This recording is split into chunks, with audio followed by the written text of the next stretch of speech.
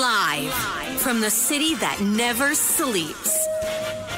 17 miles from Madison Square Garden, New York City. It's America at Night with Rich Valdez, America's favorite late-night talk program, featuring interesting guests from around the world and calls from across America.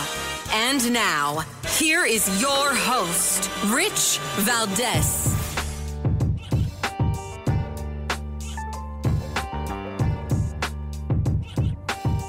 Hi there, good evening, and what's up, America? I am Rich Valdez, Valdez with an S, at Rich Valdez on all of the social media. Welcome to the Friday night edition of the program. We're live and national. Happy to be here with you. 833-482-5337-8334. Valdez is our phone number if you want to join us on the late night town hall conversation. And, man, where do we start? Well, I see a bunch of things. There's a number of things I want to talk about.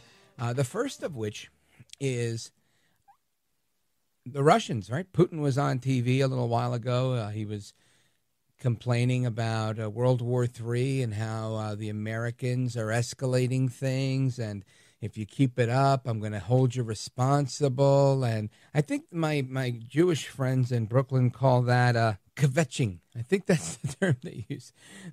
He's sitting there whining. It was very un-Putin-like. And, yeah, he fired off some hypersonic missiles yesterday. That's a thing in retaliation to the American missiles that were sent his way. But then he made his statement, if you do this, I'm doing that.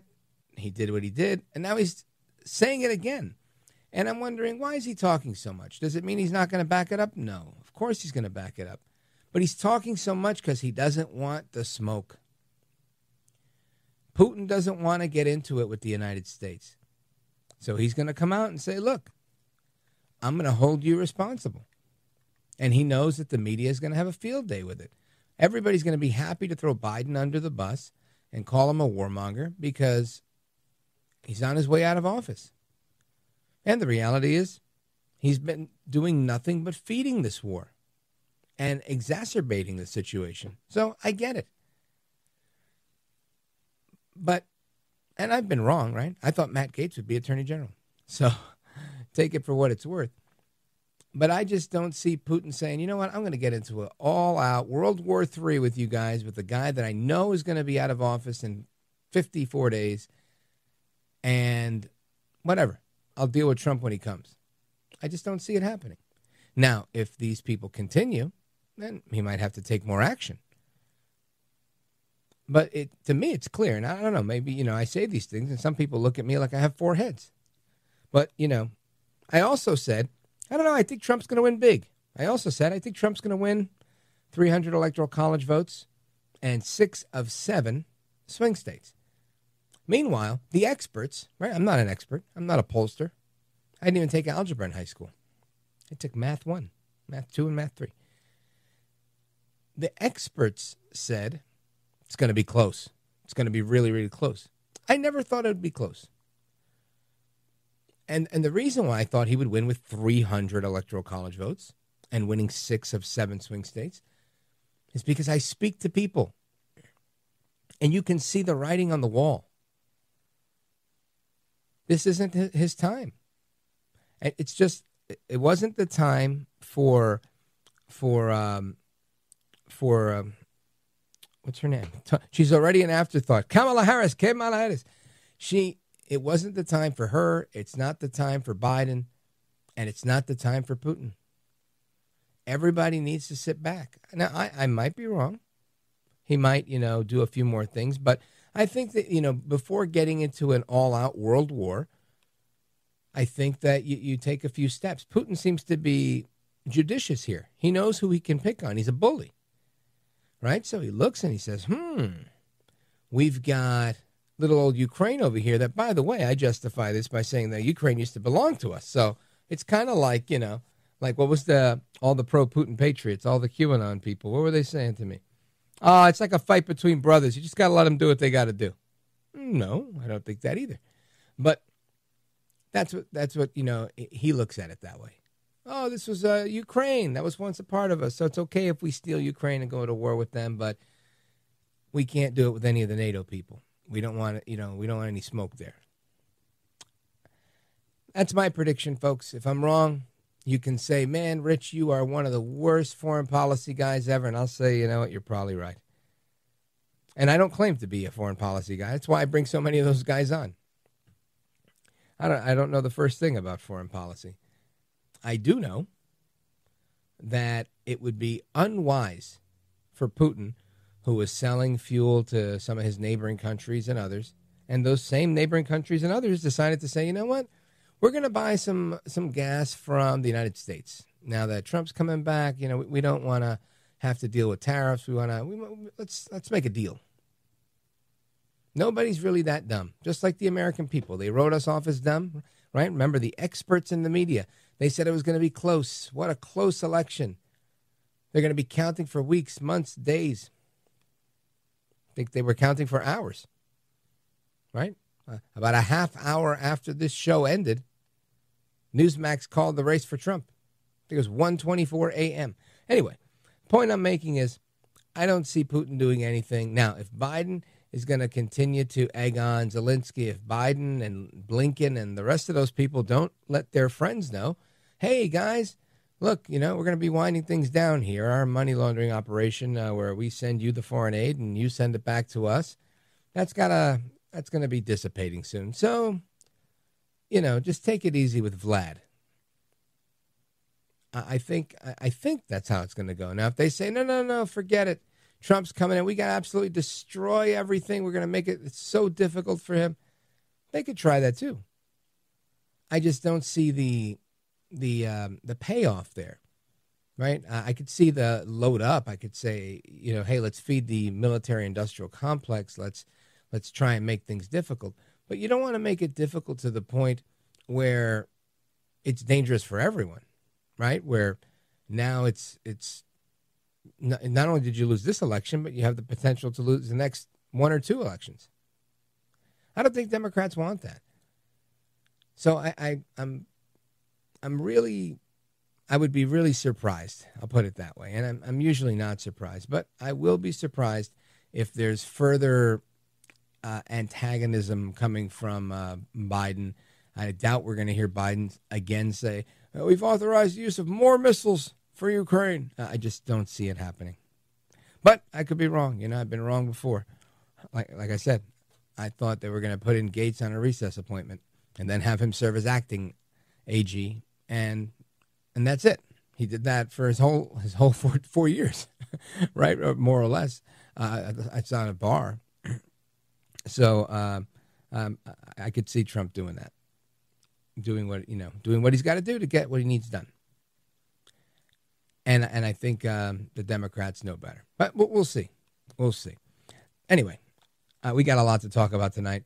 One of my favorites on Team Trump, Bruce LeVell, he was on the CNN program with Abby Phillip. I forget what it's called, but as we prepare that audio clip for you, he got into a little exchange with her.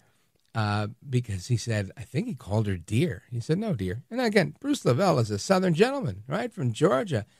And listen to how that went.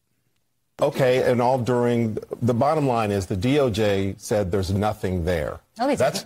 They said they didn't have enough to indict. That shouldn't be the standard. No, it's a charge, dear. Okay. Dear. No, yes, me. yeah. Oh, well, right. thank you for the response. Okay, hold on. I'm just going to stop it right here because we're not going to get off on a wrong foot. Please do not address a grown woman as dear in a condescending tone. Do not do that at my table.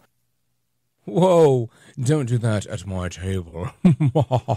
These people are so something else.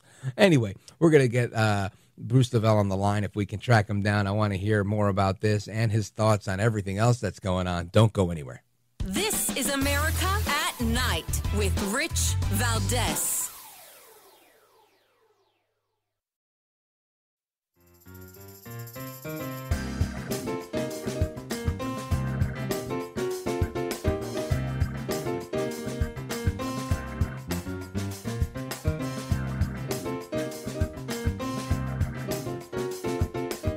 Well, thank you, Rich, and thank you for everything. I know you very well, and I listen, but I have a lot of people that listen, and they love your show, and I appreciate it very much. America at Night with Rich Valdez. President-elect Donald Trump has picked Oregon Congresswoman Lori Chavez-DeRemer as his nominee to lead the Labor Department. Chavez-DeRemer narrowly lost re-election against Janelle Bynum earlier this month.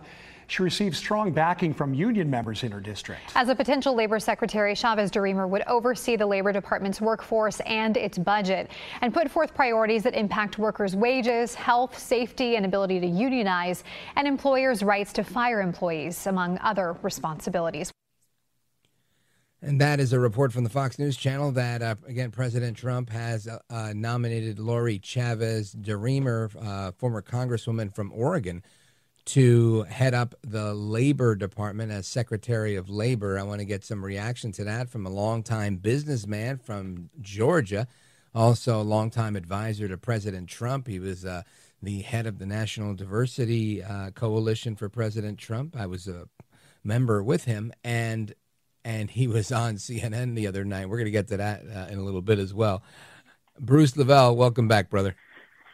Hey, man, thanks for having me. Always fun. Yeah, it Friday really is. Friday night, letting my hair down, brother. Another Friday night, and I ain't got no money. So no, I'm dating myself. No, it's all good, man. So we've got this news here about Congresswoman Lori Chavez-DeRemer, and I want to get your thoughts on that. Did this come out of the blue? Is it something that you heard was in the hopper? What say you? Well, I heard it was in the hopper. Wonderful person, actually. Very more than qualified. How about that? And very outside the box thinker. Fiscally conservative as it relates to the line items of a budget, which is what we all need in all these departments, right? Which is one of the main reasons why President Trump is giving that mandate. You know, yes, I'm nominating, but this is the things that I'm looking for. Let's go in there and let's cut the fat. Let's trim it up. Let's be fiscally conservative with our budgets, you know, and let's run this thing like a business. And that's the way he's approaching this. So, yeah, it's a great pick. Now, what do you think some of the top, I guess, initiatives that they need to deal with at the Labor Department? Well, for one, you know, what we dealt with historically in other, you know, states and cities and counties where you saw even where, you know, California had to implement, you know, a minimum wage, you know, increase, you know, by law and not by the free market. So obviously, you know, the labor, you know, obviously does set the leadership and sets a precedent, you know, just for the entire country on where that needs to go. And obviously under the Trump administration, you know, the whole idea is like, listen, private sector should always mandate where the wages should be. You know, who else knows, Rich, and I've been in business here 29 years here in Atlanta, who knows my balance sheet better than me? And that goes for all the 30 million businesses that are in the United States, which, you know, we Intel controls 60+% of the GDP. So why would we want, you know, other states and counties and cities to put some mandate on where the minimum wage line needs to be or what we need to pay our employees? So that leadership coming out of the Labor Department, she understands that, you know, having a business background, and hopefully she'll be able to go in and really, too, one of the things, too, that especially, and it's a great point here on the labor aspect, you know, one of the big labor issues, we say labor deals with the employers, and one of the hardest things to implement in your business, of course, as it relates to labor, is affordable health care. So, you know, there's a lot of facets as it relates to that job. I'm looking, and that's another department in itself, just like all the other departments that have had an excess of redundancy and antiquated equipment or procedures that totally need to be overhauled and streamlined. So that's really primarily going to be her goal in that department more than anything. Just like with Linda McMahon over in Department of Education, even with Doug Collins over in the VA, they're all having these mandates. And you see, of course, Vivek and Elon going here with Doge, Department of Government Efficiency, trying to go in like, okay, let's go in here and approach this from a business balance sheet. It's going to be a little bumpy and uncomfortable because it has been a culture for many, many decades through several administrations. So hold on and buckle up, ladies and gentlemen. It's going to be a ride. It's going to be a ride. Now, Bruce LeVell, I want you to listen to a short snippet of audio I've got. Response from Professor Jason Johnson with respect to another nominee, Pam Bondi. Listen to this. Pam Bondi is exactly what I was saying in the last segment that we should all fear because she's competent. We may not agree with her ideologically, but she actually knows how to do this job. So if anyone on the Democratic side or anyone who cared about liberty or justice was thinking, well, maybe Matt Gaetz will screw this up and that'll give us some time. No, Pam Bondi knows what she's doing. She knows what she's doing, and that's why we should be afraid of her. What's up with that? I know Jason. I used to debate him on MSNBC years ago, and he actually had a show, and I've been on. I think, and I said this before, that you want someone competent. And I know Pam. I talked to her at Mar-a-Lago the other night. And ironically, I swear, Rich, this is so funny. I said, Pam, you'd be a great AG person. The AG's always. And she gave this weird grin, like, we're at the table. Her mom was there with the gala. And I didn't think nothing of it. And I looked at her like, doggone it. Only if you knew. Right. She must. Listen, she definitely was in the bullpen because obviously President Trump's not just going to take one person. We call it like the bullpen or who's on the bench. So, these particular nominees, obviously there's 1, 2, and 3 tiers or et cetera. So, so obviously I'm sure she probably was in the bullpen all along, but it was kind of cool. But to your answer on the question on Jason, ranting and raving, yeah, but listen, the good thing about it is you want someone competent that's going to be ethical and honest to call it like it is. And that's a win-win for all Americans, whether you're Democrat or Republican. I want someone to do the right thing. I want someone to be honest. I don't want an AG that's going to weaponize the entire agency to come after a former president or a sitting president and create and fabricate a law to make it fit and try to go after him like they did President Trump, the way Merrick Garland did. So honestly, man, this is a win for the country. I know Pam did a great job for 18 years in Florida. I am a half Floridian in Atlanta. My other home's in St. Pete. A lot of friends in Florida for many years.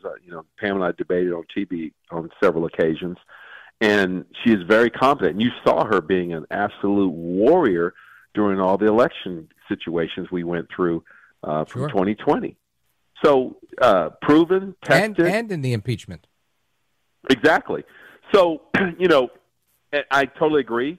In terms of being worried, no. You got to be thankful that you have someone that's ethical and honest, because that's once again a win-win.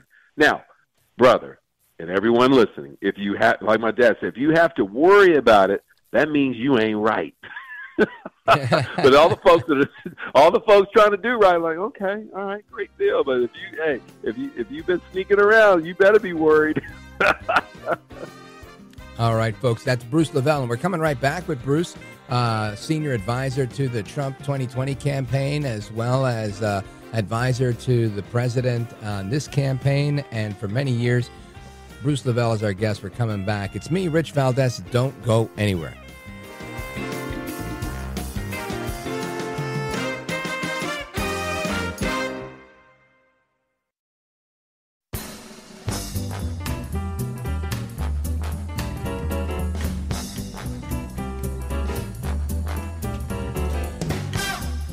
The best guests, the best opinions. This is America at Night with Rich Valdez. The judge presiding over the hush money case has now ordered the sentencing stayed, pending motions to dismiss the case by his legal team. That means that Trump will not be sentenced on November 26th as previously scheduled. Judge Juan Merchan has set a December 2nd deadline for Trump's defense team to file a motion and a December 9th deadline for then prosecutors to respond. All right, amigos, we're on with Bruce LeVell. He's a longtime advisor to President Trump. And, Bruce, you've been covering all of this stuff. I know that you've been up to speed on everything that's been going on with who I like to call Funny Willis in Georgia. You're a Georgian, and I know you were on the ground in New York. I actually saw you, believe it or not. Forgive me for I couldn't reach you. I saw you at the Madison Square Garden event, and you were like 20 feet away, and I was like, hey, Bruce, and nobody could hear anybody, but I did see you, so I'm glad you were in town. And anyway, Judge Merchan is here, and now he's, kind of softened his position, obviously, because the Supreme Court has weighed in saying, no, Trump does have presidential immunity on official acts, and they don't know exactly what evidence was submitted that was part of his official duties versus his unofficial duties. So here we are, and he says, hey, we're not going to sentence this anytime soon, maybe ever. Who knows? And now the question is, will they do it later? Will they not do it? Is it headed for dismissal? What do you know? I think it's headed for dismissal. And here's the point. He's basically kicking the can down the road as long as he can to say what little face he's going to have. He's conflicted. He's compromised with his obviously his daughter and all the fundraising that went on. And he knows that this case was never legit in the beginning. And it was part of the many ways to try to take down President Trump. So these guys, as well as Jack Smith and, of course, the fake Fonnie Willis, are all trying to figure out, okay, how do we exit out to where it looks like we kind of won, but we didn't win? Yeah, they got to save face. Exactly. And this is what's going down. So, it doesn't surprise me. They're not going to convict President Trump. It's not going to happen. The Supreme Court and nobody in the land is going to allow this to happen. And to your point, they did rule that, yes, he is legally for presidential immunity. And remember, the Fonnie Willis case, and you brought that up, was based on a phone call to Brad Ratzenberger. Hey, Brad, there's no way I didn't win. I know I had more votes. Go back and count. I know there's 11,000 votes. Go back and look. Right. That's a question to challenge the election. It's part of the First Amendment.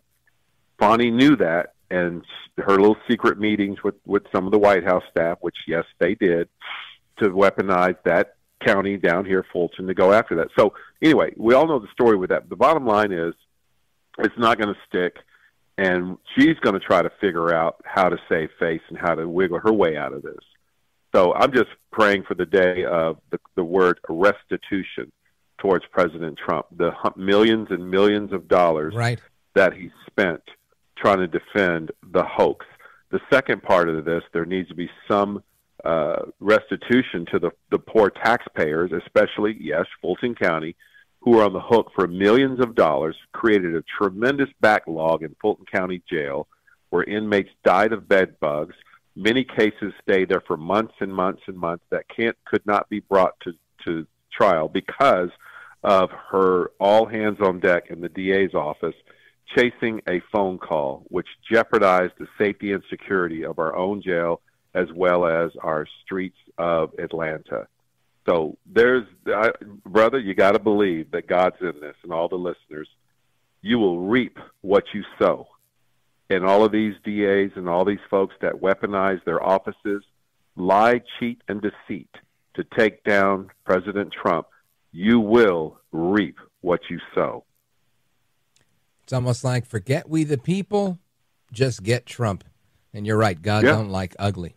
Now, speaking of the news of the day, I was just listening to a report from Fox Business Channel from Ed Lawrence reporting that the founder of Key Square, Scott Bessent, has been named Treasury Secretary. And just a few days ago, late last month, Scott Bessent made some comments about the growth of the economy during the Trump years. I want you to listen to this. I'm not an economist. I'm an economic historian, and the voters remember history.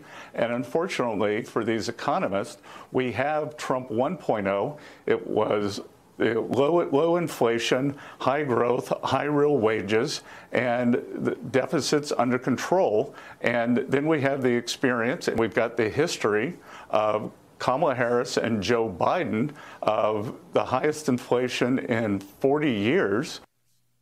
Highest inflation in 40 years, Joe Biden. I still can't believe that, I mean, look, I'm happy he didn't run. I'm happy that she lost. I really am. But I'm still somewhat kind of like incredulous at the fact that this even happened, that we had all of this massive spending and that we got inflation to this level. Like, did not anybody in the White House not stop and say, President Biden, if you do this, it's going to screw everything up? And if they did, did he just not care? I mean, it's just crazy to think they would do this. They lost so much politically. One of the reasons is they were too busy trying to check the DEI box. It wasn't based on your ability to perform. It was based on checking a box, which essentially hurt the American people. And that's another subject in itself. But listen, the great thing about this particular administration incoming, I remember back in 2015 how rough it was, man. I mean, I was on liberal networks left and right trying to deal with this. And the left was always trying to intimidate good people from coming to serve. That's not the case this time. We had great people in the administration. Because remember, real quick, we only had 42% of the government appointed that was confirmed for the entire 4 years that President Trump was in office. Right, so many people served in acting capacity. Exactly. So we didn't have our full capacity at hand. The other thing, too, Rich, is that, they made it so rough and so nasty. They were trying to deter good men and women that wanted to come serve. And a lot of good talent was like, no, never mind. I don't want to get involved in this. But lo and behold, at this time, you see the talent pool that's stepping up said, listen, and I did it in 4 years. I took a leave from my business and served to the White House on small business. And I was one step under cabinet, my position. I had the entire Southeast and traveled everywhere, and we cut regulations. We did proposals to cut even more regs. That was part of that, the president's cutting regulations. So, this time around, we're getting more and more folks that are like, you know what? I know I'm going to get my business hit. I know I'm going to take some hits, but I'm coming to serve. And that's essentially what this great republic was designed for. It was designed to entice good men and women. And all the listeners here, if this is you listening and you're sitting in your community and you're a great business person, go serve in city council, go serve as a state rep, go serve as a state senate, go serve on the school board, go serve as a commission. And all my lawyers out there that are wonderful lawyers listening, go put your name in the hat for state court, superior court, probate. We want that America First, person to come in and serve and do the will of the people. We the people, by the people. That's what this great movement's about. Rich, this is the great reformation going on before our very eyes.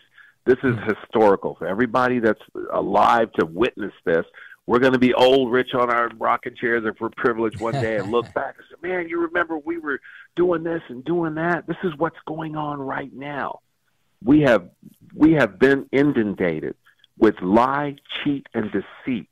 We have been compromised through pay to play, which has put this great nation in perils. And we had a sitting president that was compromised by China, that was compromised by Russia, that was compromised by the Ukrainian government, who his family did pay to play, took money, and sold out these United States of America. And he's not the only one, because it's been going on, quote, both sides of the aisle.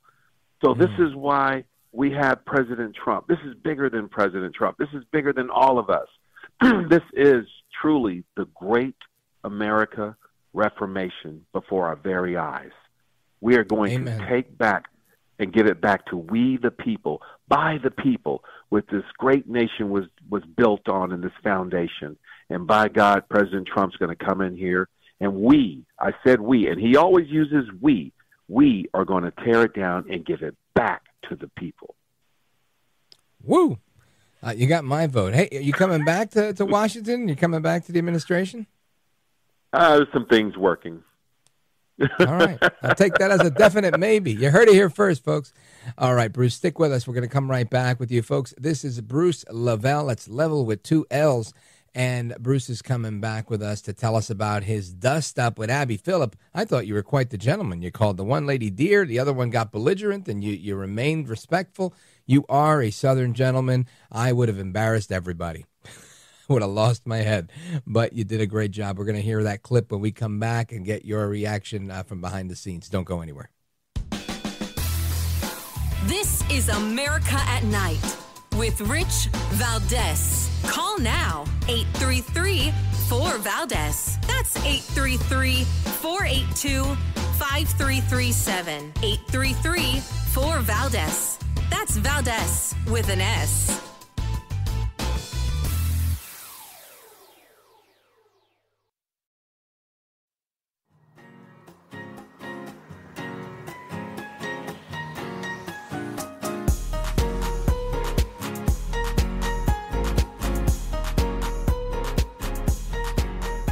Call now, 833-4VALDEZ. That's 833-482-5337. 833-4VALDEZ. That's Valdez with an S. All right, familia, welcome back. Rich Valdez with you live till 1 a.m. with our guest, Bruce LeVell. That's level with an extra L at the end. And Bruce, you know, if you ever do a podcast or a TV show, it needs to be called On the Level with Bruce LeVell. I just think it would be cool. That's compliments.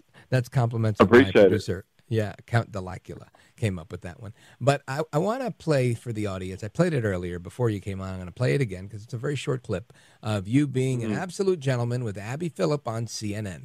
Go ahead. Okay, and all during, the bottom line is the DOJ said there's nothing there. No, they didn't.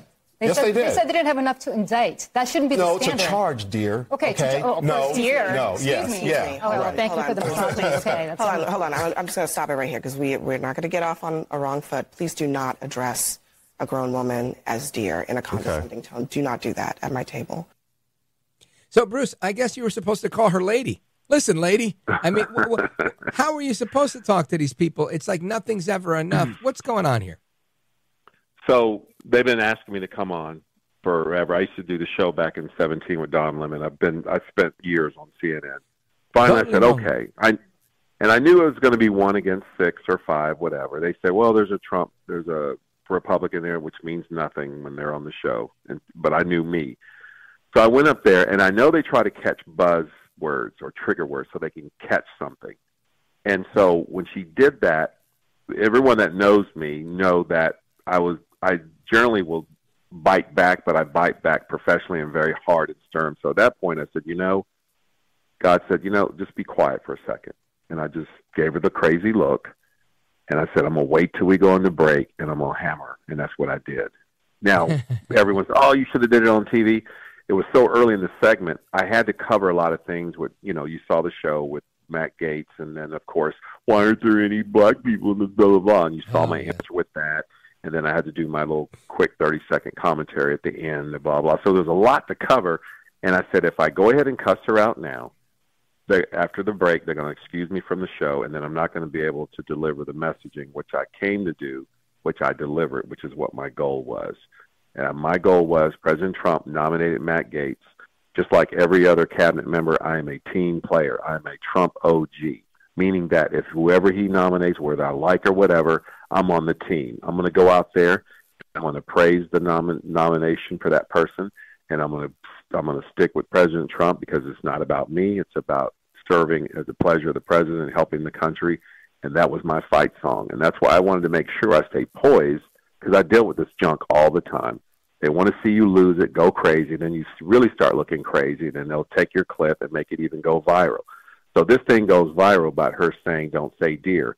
Now, what I've been noticing is a lot of the conservatives have been jumping on boards like, gosh, I wish he'd call me dear. That's a compliment. And then to the defense, I'm in the South, the women call you sugar, honey. You want another cup of tea, honey? That's just Southern deal, hospitality.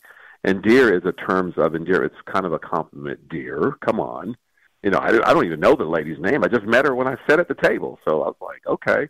But anyway, you want to act like a man. I responded back and treat you like a man. But as soon as you get uncomfortable, you try to twist something around and try to play the victim and like, oh, they're just doing that because of a woman. They do that all the time. But it's been blowing back in her face. I've been watching a trend across social media that a lot of folks are kind of like, gosh, okay.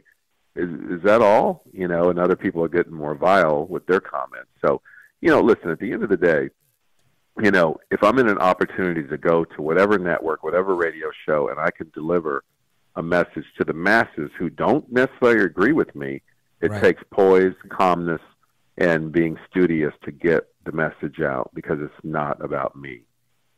Yeah, that makes a lot of sense. And like I said, you are a gentleman. I thought you nailed it. You did a great job, despite the vitriol. Well, the old Bruce before he met Jesus 30 years ago, it'd have been different, brother. Full disclosure. Well, thank God for that, right? Thank God for the grace. Yeah.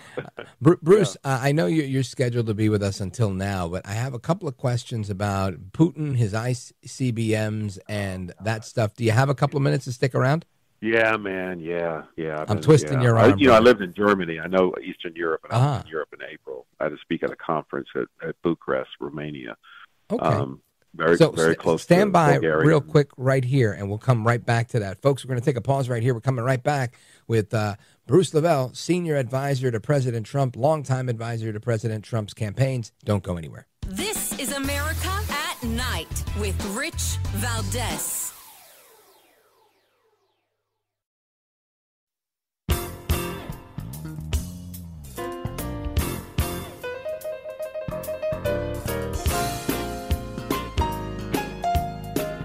Russia's President Vladimir Putin has blamed the aggressive actions of NATO countries for Moscow testing a new intermediate-range missile in a strike on Ukraine. Putin said Russia was conducting combat tests of the new Oreshnik missile system after Ukrainian strikes earlier this week using US and British weaponry.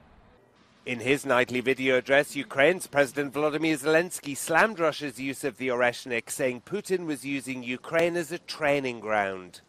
Earlier this week, US President Joe Biden gave Ukraine authorization to use US-supplied longer-range missiles to strike military targets deeper inside Russia.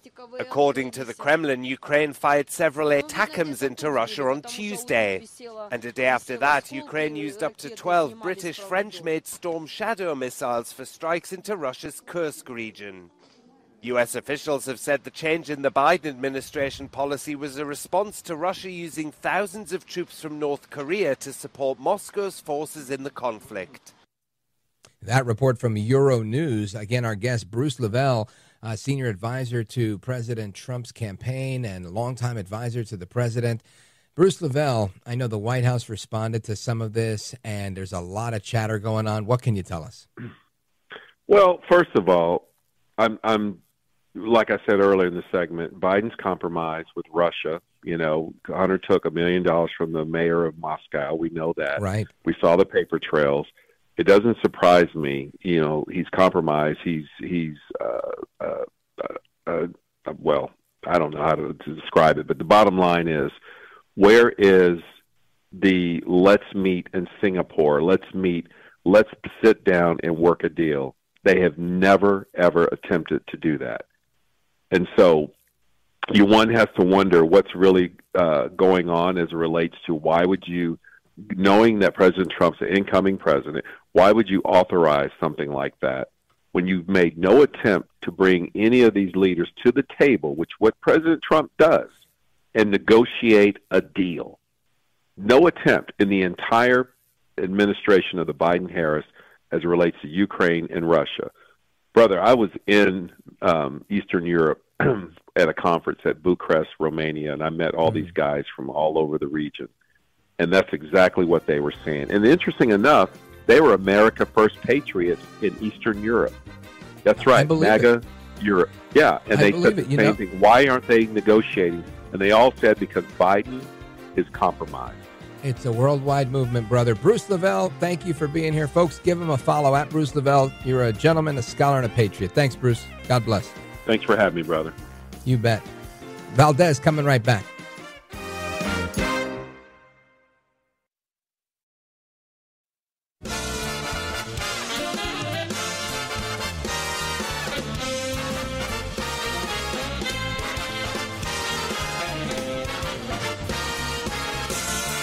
Live from the city that never sleeps. 17 miles from Madison Square Garden, New York City. It's America at Night with Rich Valdez, America's favorite late-night talk program, featuring interesting guests from around the world and calls from across America. And now, here is your host, Rich Valdez.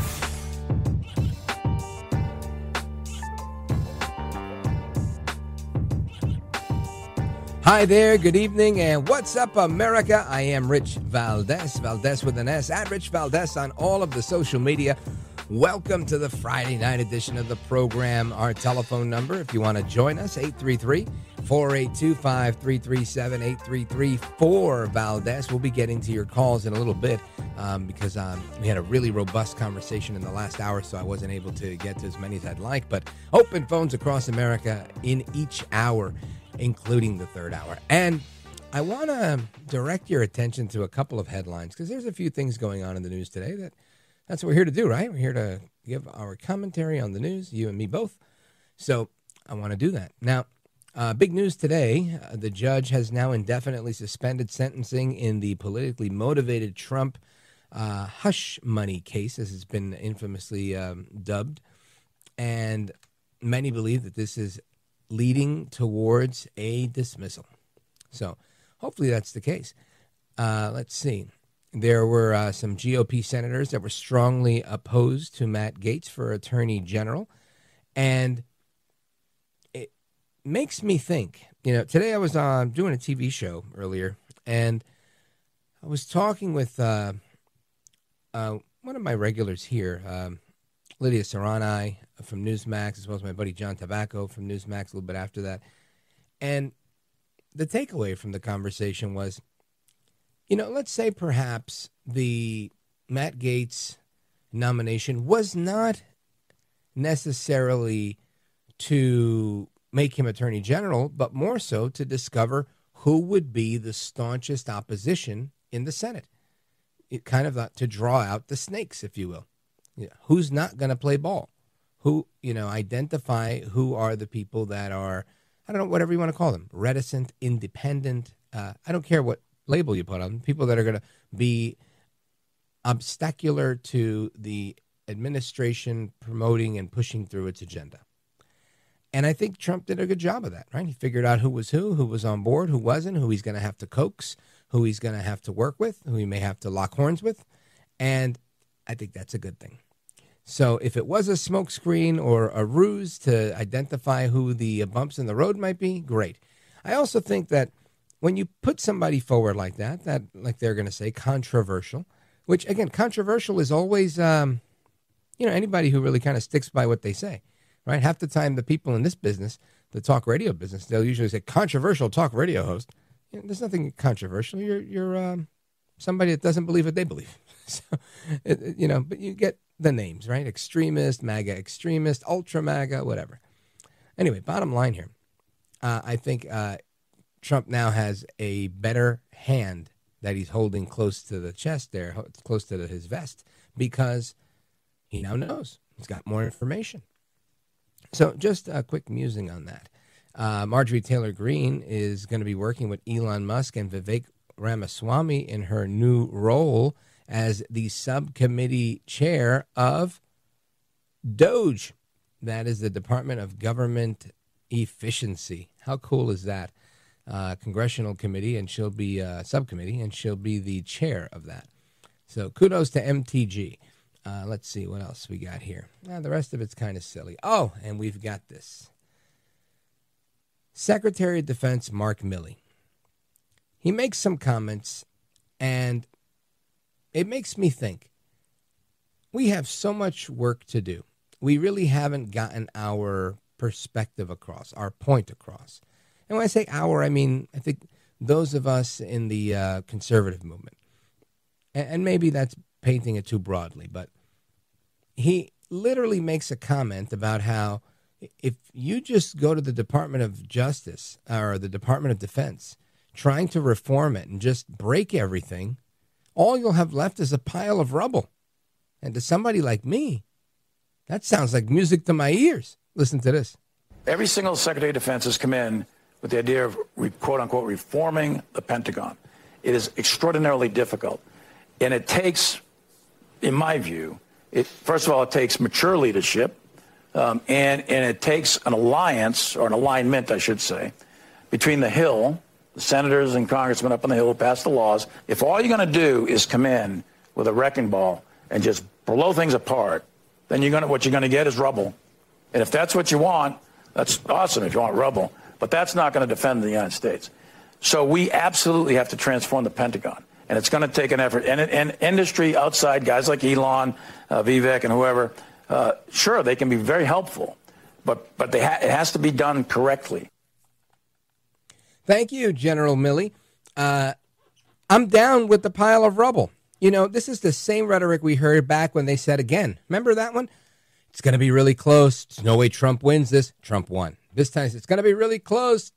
It was not close. And Trump won again.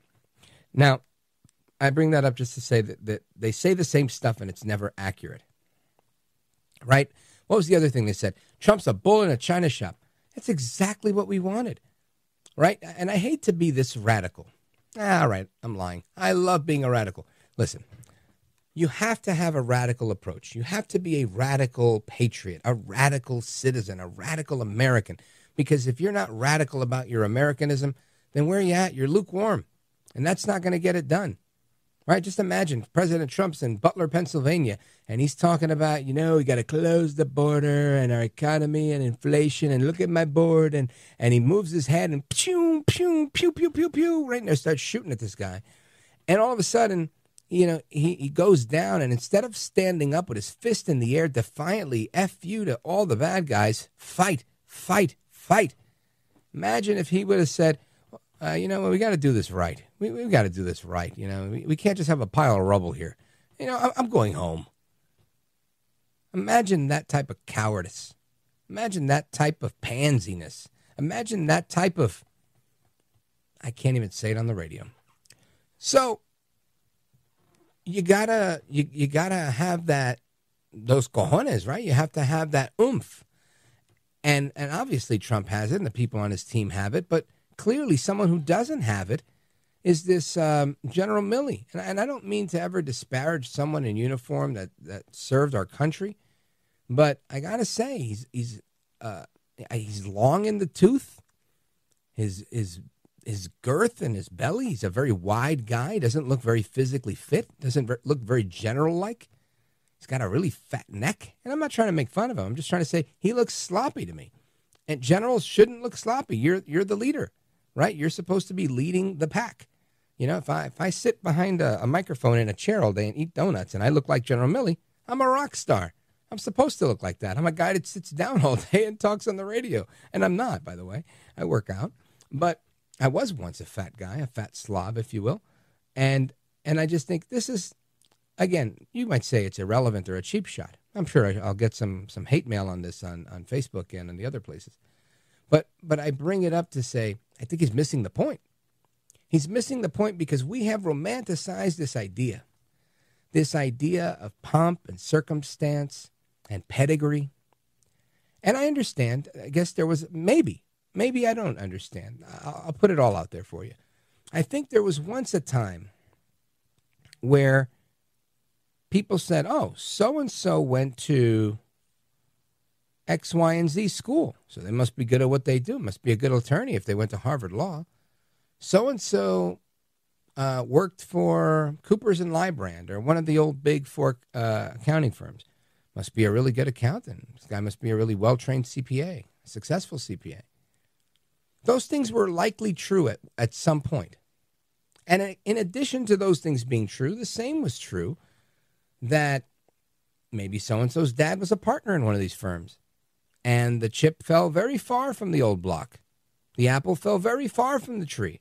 The son was an incredible loser, nothing like his dad, and didn't possess the work ethic of his dad. But his dad got him a job, so he got a job. And his dad paid, like Lori Loughlin, paid the admissions people to get the kid into Harvard, and hired a tutor and did what they had to do. And, a lot of people that have means and wealth, they do this type of thing. And it's that attitude and that, partially, right, that has cheapened the idea of having such good pedigree. It really has. To the point today where I can tell you, look, I went to high school. I transferred out of high school because I didn't see the value in it. Went to high school at night so I could go to school during the day so I could own a barbershop because I wanted to make money. I did that for a while and said, college? Nah, not really. I wanted to be a doctor for like 5 minutes. And I said, no, not for me. I don't like reading that much. I like reading, but I like reading history. I like reading things I enjoy. I don't like reading biology. So that's out. I said, maybe I'll become an attorney. I like that stuff. I said, I don't want to be in school for that long. And I don't want to spend my career reading briefs. So that was out. And then I said, you know what? I'll just stay in business for myself. Who needs college? But I worked and I did corporate sales. And I was like, you know, I have this tuition benefit here. I could go to, the cost of the school wasn't an issue because it was paid for. So I said, you know, let me try my best to get into one of the better schools. And I wanted to go to a business school called the Zicklin School of Business in Manhattan. And I went there, and I think at the time it was like number 11, just outside of the top 10 of business schools. And it wasn't for an MBA. It was for, you know, for a baccalaureate degree. But they had a great reputation for business, and it was a public school. But I just didn't like the treatment. A friend of mine said, you should go check out New York University, NYU. And I was like, okay, I'll check them out. I went, and they treated me like gold. I mean, it was night and day, the private school to the public school. And since the tuition wasn't the issue, I applied, I did what I had to do, and I was able to get in. I had to take a remedial writing course because my writing on the placement test was enough to get me in, but not enough to get me, you know, not where they wanted you to be. And it was one of the best writing courses I ever took. It was called Intensive Writing Workshop. And I wrote with a magazine writer, a novel writer, and then some other technical writer. And they taught us all these different styles of writing. And, you know, years later, a lot of that, what I learned there, I used when I used to write a column for the Washington Times back in like 2014, so 10 years ago. But bottom line here, back to the story. The pedigree lost its value. And when I got into a tiff with a very liberal professor and they made it difficult for me from being on the dean's list, 3.9 GPA, to having to argue over passing a course that I was passing, but because the professor didn't want to pass me because he didn't like my approach to his, you know, arguing with him in class, and I didn't have the means, the resources, or what I know today, you know, I didn't have Campus Reform that I could call, or FIRE, or any of these other organizations. I said, you know what, screw this, and I'm not going back, and I didn't go back. And I've made a decent career for myself without it. And I meet lots of people who've made it without college. And today, my kids are in college. And I've told them both, you have to go to college. But the reality is you don't have to go to college. There's a lot of people that do really well. And mainly, all these billionaire guys. I think none of them went to college and finished. I mean, I might be wrong on that. But, you know, Zuckerberg's a dropout from Harvard. I mean, there's a lot of dropouts out there. It's not what it once was, is my point. And that's the fascination that Millie has. All that long story was to say this. This fascination with pedigree is overrated.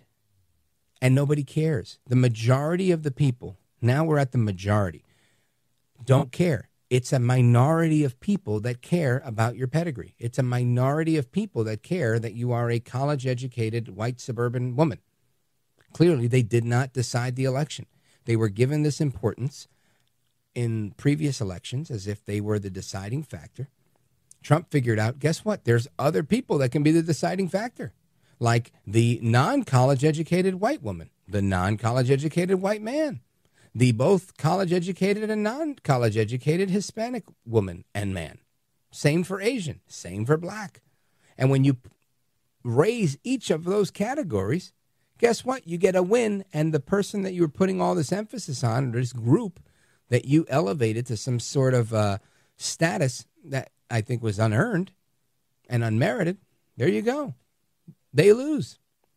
So great, they voted for Harris. That's what they have. That's what they have to their credit, the fact that they voted for Harris. Pomp and circumstance and pedigree are overrated. You know where you need it? people that are doing doctoral work, like in psychotherapy, people that are doing engineering, people that are going into the medical field, nursing, etc.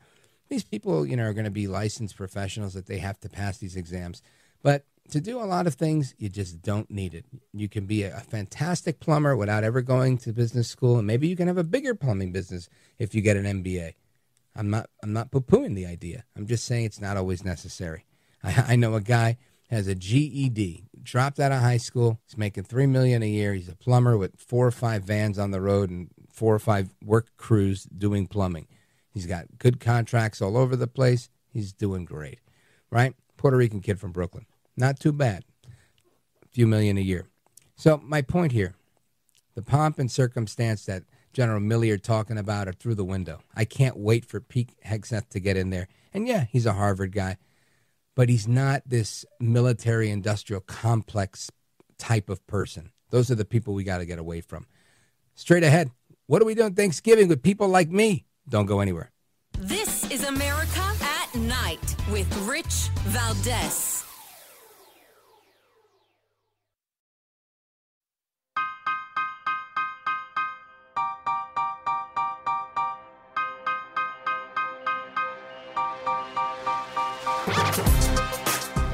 This is America. This is Night. This is Rich Valdez.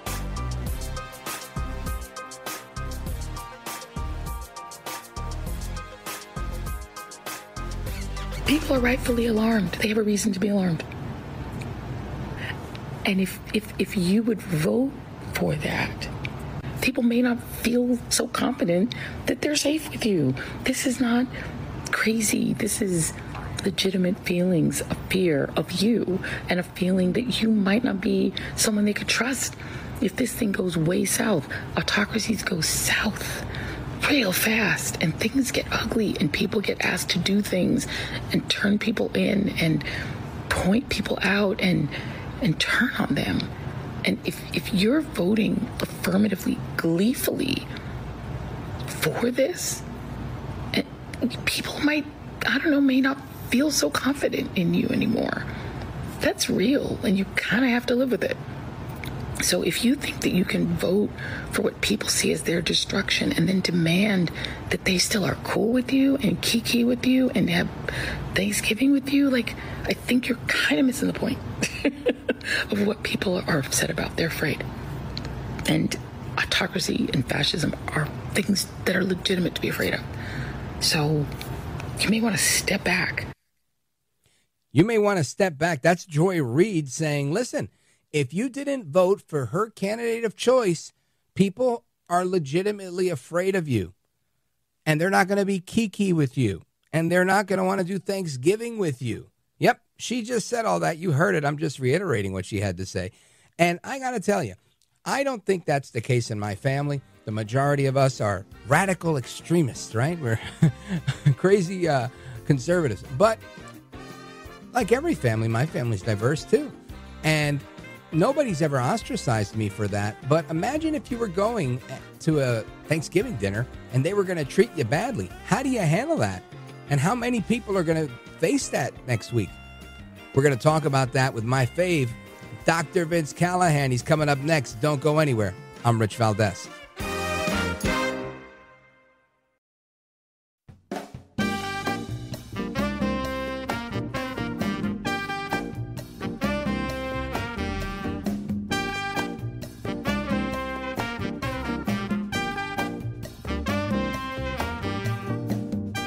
It's shows like yours that are breaking through, that people are listening to, that people are trusting. America at Night with Rich Valdez.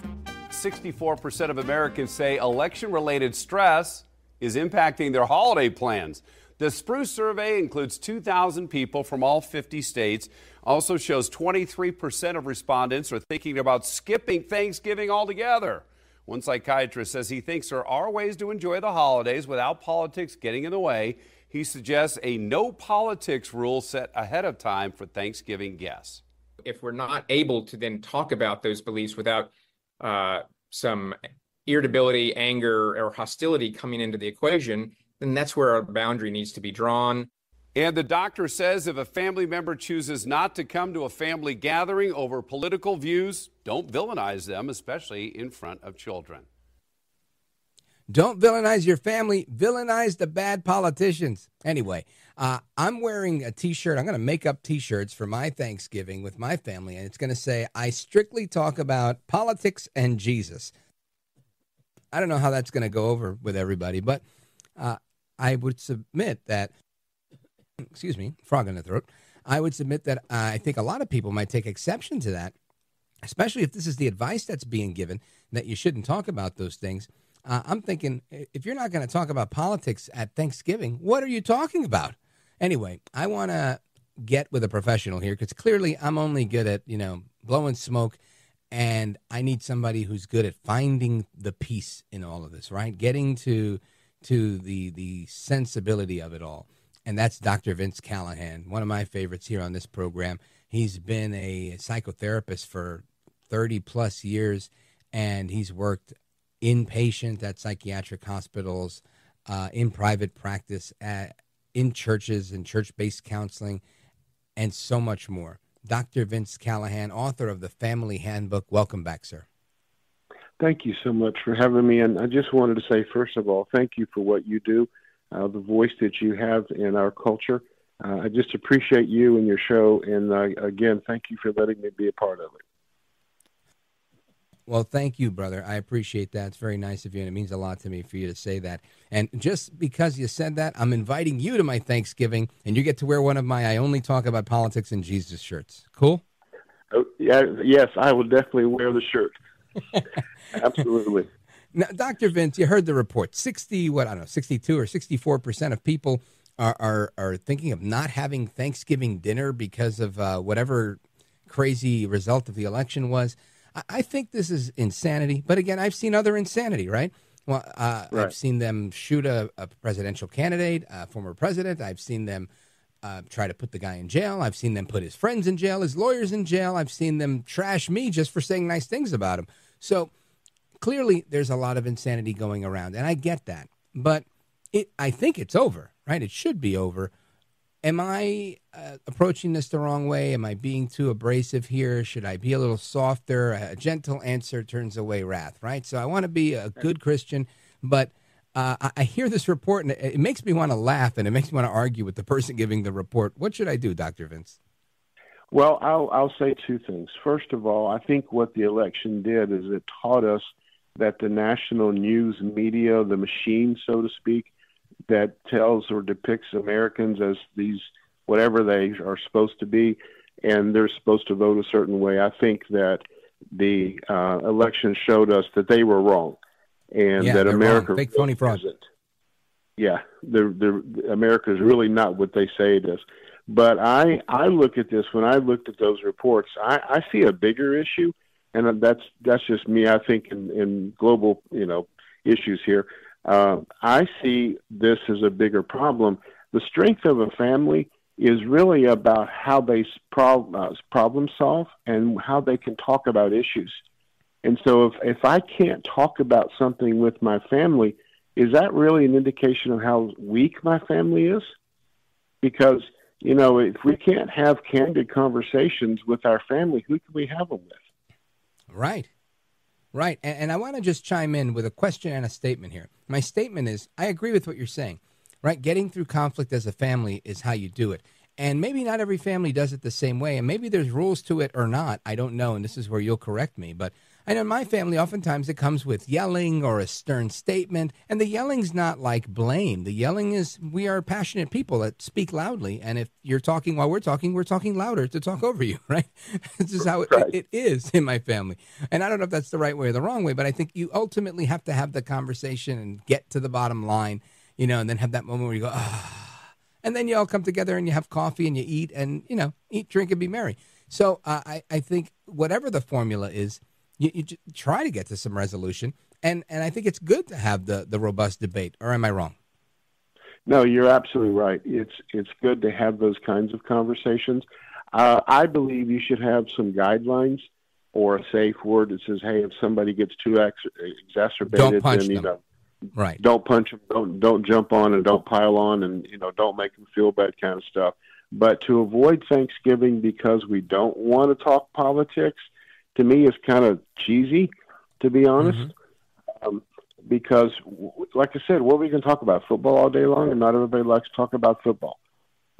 So it's our culture. Our culture has gotten so much where we have these divided lines, and we get so easily offended, and we just got to stop, man. We've got to become a family unit again that cares about each other and can listen to one another and can really communicate. I teach people what I call the ouch principle, which is like if you go to the dentist and he hits a nerve, you raise your hand and you say ouch. So in families, what I teach people is called the ouch principle. If somebody says something that hurts your feelings, say ouch, that hurt. And then follow that up with what I heard you say was, and did you mean to say that? That's a really simple way to avoid any arguments whatsoever. Because if you'll take the time to say, hey, that hurt my feeling, and what I heard was, and, did you mean to say it that way? Then you can go, well, no, I didn't mean that, or yes, I did mean that, and, I'll say it again. But you kind of get to be able to talk to each other and have that dialogue. So, yeah, we've got to get back to that. Yeah, and just to translate, in my family, that would sound something like me and my brother Lou, right, having a conversation, and him going, oh, you're such an a-hole, Richie. And I'm like, dude, screw you. Why? What did I do? Oh, because you're whatever. I'm like, bro, you're an idiot. You're literally an idiot. There's idiots, and then there's you, like 3 steps below. That would be how we have the conversation, but it really wouldn't be a way of, like, trying to hurt one's feelings. That's just kind of how we talk to each other. Right. Well, you're brothers, right? And so that's, you guys know your language between the brothers. And families have their own norms. And families know where the limits are. And so, I'm not buying the whole 63% aren't going to do Thanksgiving. I think if there's 63% that don't want to do Thanksgiving, they just don't want to cook or do the dishes afterwards. I don't know. Maybe something like that. Now, Dr. Vince, I want to, I guess I'll set it up and I'll take a pause and we'll come back. But I know that there are a number of people, irrespective of any election, there are people that love to dodge Thanksgiving dinner. They kind of like spend their entire life avoiding their family for whatever reason. It could be a lack of judgment, too much judgment.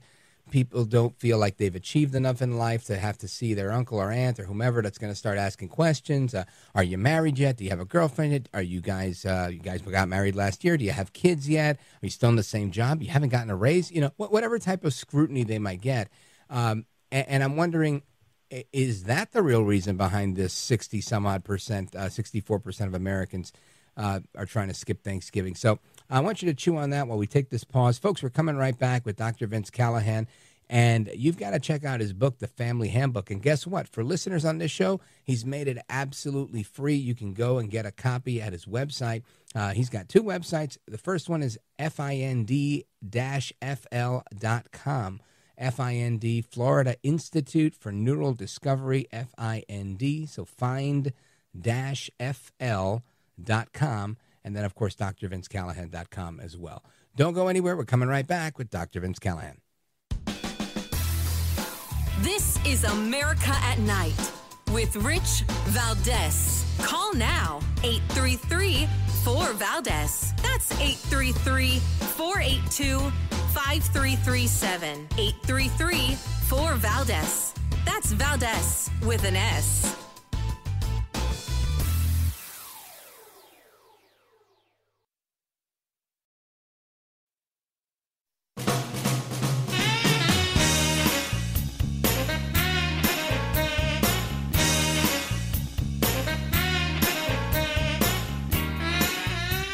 By the way, your ratings are up. Congratulations. I had somebody. It's always nice to check. I like to see, even if they're friends, I like to see how are they doing. Are people listening, right? That's but right. You're doing great. America at Night with Rich Valdez. All right, amigos, welcome back. We're back with our guest, Dr. Vince Callahan from the Florida Institute for Neural Discovery. And Dr. Vince Callahan, question that I posed before the break remains. Do you think people are dodging because of other reasons, and they're blaming it on Thanksgiving election year politics? Or is it really that there are just some people that like to dodge their family in certain holidays, and why do they do it? The answer is yes to those questions. And the reason, now you're getting into fear of failure. I don't want to look bad in front of Aunt whoever or Grandpa, or I don't want to say to my parents, I'm not doing like I thought I should, which really now what we're hitting is low self-esteem. Now we're talking about somebody that has kind of a low sense of self, and they don't really have confidence in who they are, and they don't believe that what they're doing is worthwhile. And so, they hate having to parade it, so to speak, in front of the family, and to be able to tell the truth about what they've done this year since the last time we saw them, kind of stuff. So we all do that whole, I want to brag a little bit, and here's what I've done, and here's what I'm doing. And that's kind of an inflated thing. So, yeah, now we're talking about a low self-esteem, which one of the things that I teach people, how you attach to people, how you see the world and connect and bond with people is actually formed in your first 3 years of life, and your personalities are formed in the first 6 years of life. So how you see the world and relate to the world, and your whole sense of self and self-esteem is really determined when you're very young. And so you've hit the nail on the head there with saying, I don't want to go to the event, and I can blame it on politics, but it's really about who we are as a person. Dr. Vince Callahan, I think you're right about that. And that's just something I've noticed, because I was that guy for a while, but it's really for work for me. It wasn't anything other than I just didn't want to I had my own business, and I was like, if I take off, and it was a retail business at the time, and I thought if I take off for holidays, tomorrow's Black Friday, Thanksgiving, I was like, I need to prepare for, I was always thinking ahead like that. And it just, to me, it was like, I love you guys, but I've done many Thanksgivings with you. This is my big time of year here. So, I look back now and I realize I lost a lot of valuable family time trying to build my business, and I didn't have to. And, you learn those things as you grow up. But I also encountered a lot of people during those years where I was like, why aren't you with your family? And you don't have a family? And they would, no, I have a huge family. I just don't want to go because, and they would tell me, I just don't want to do that. And people were really, skittish about seeing family. So what's your advice to these people with these low self-esteem issues, or, young women who are afraid to face their mom telling them, hey, your biological clock is ticking, you better have a baby soon, or, or vice versa, whatever the situation is with young men?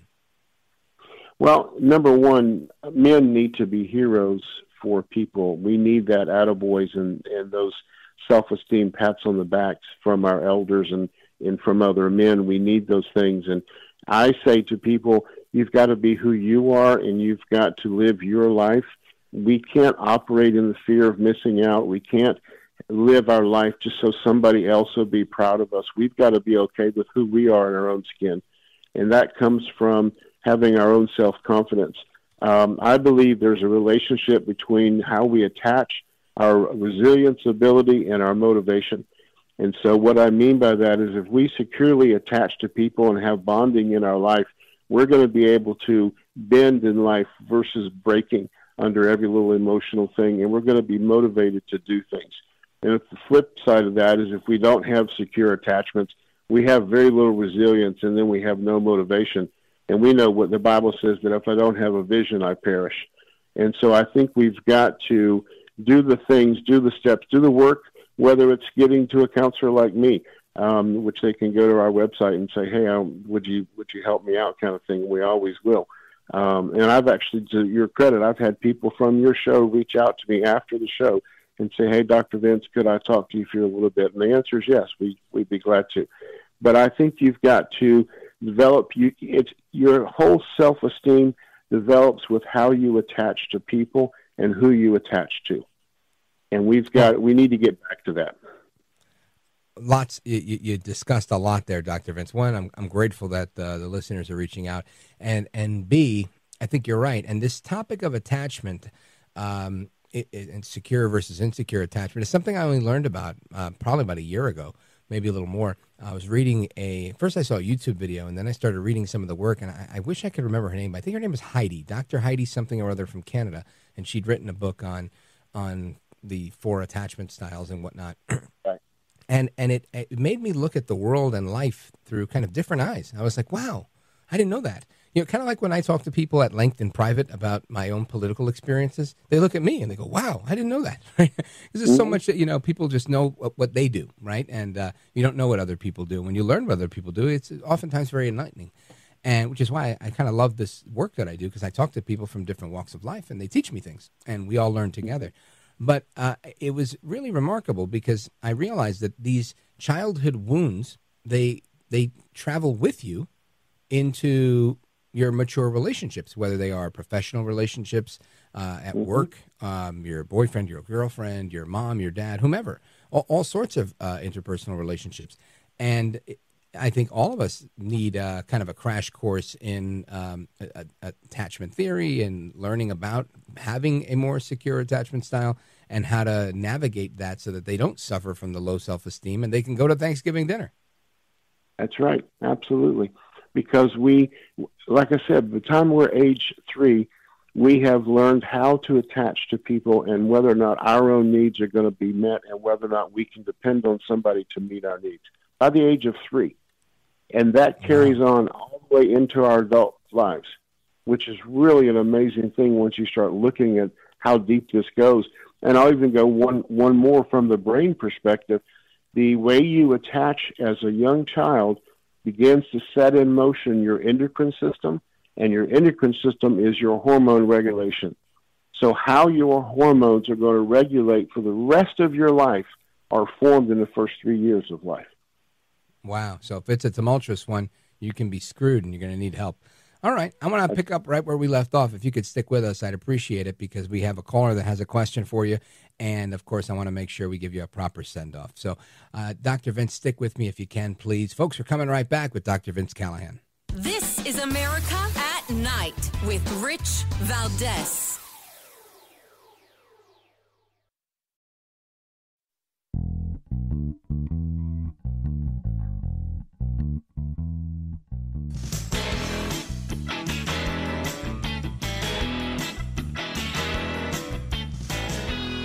Look at Rich Valdez. He's now a radio host, and he's a great radio host.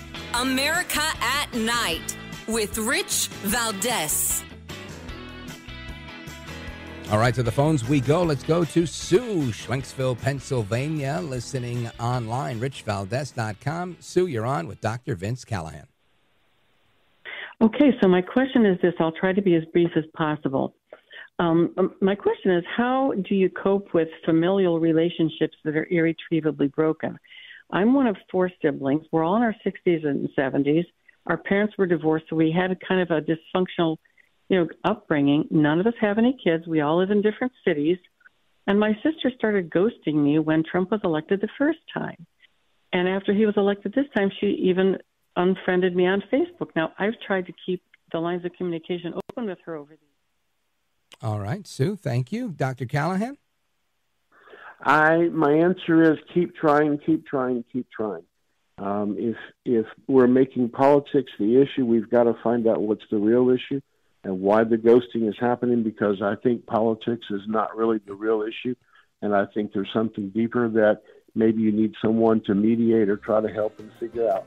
But there's usually more issues at stake. Yeah, there's always more to it than meets the eye. Dr. Callahan, I want to thank you for being with us. Folks, check out his website, drvincecallahan.com and find-fl.com. Get a copy of his book for free, The Family Handbook. Dr. Callahan, gentleman, scholar, and patriot. God bless you, sir. Thank you so much, and God bless you. You bet. Folks, Rich Valdez coming right back. Open phones across America.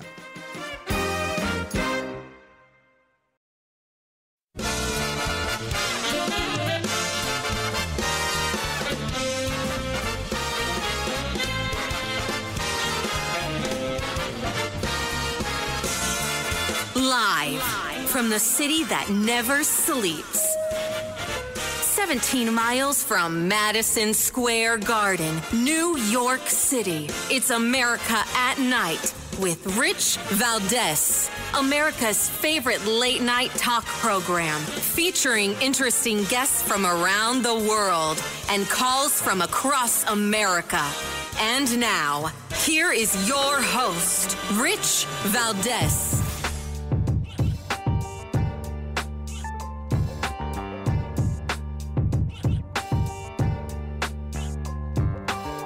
Hi there, good evening, and what's up, America? I am Rich Valdez, Valdez with an S, your liberty-loving Latino amigo. Happy to be here with you this Friday night.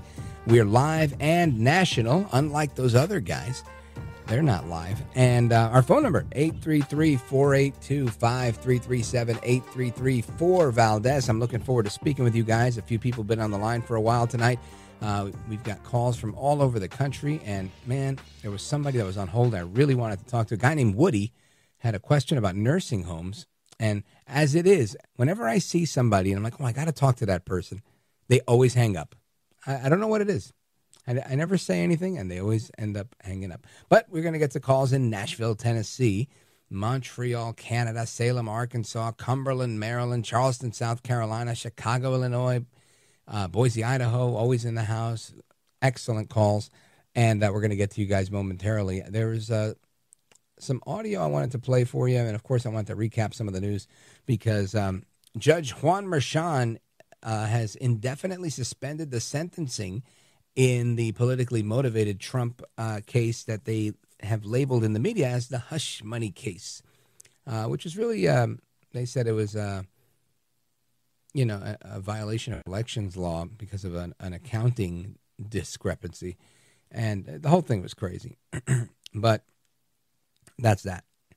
Then we've got Matt Gaetz says he's not running for Congress next year.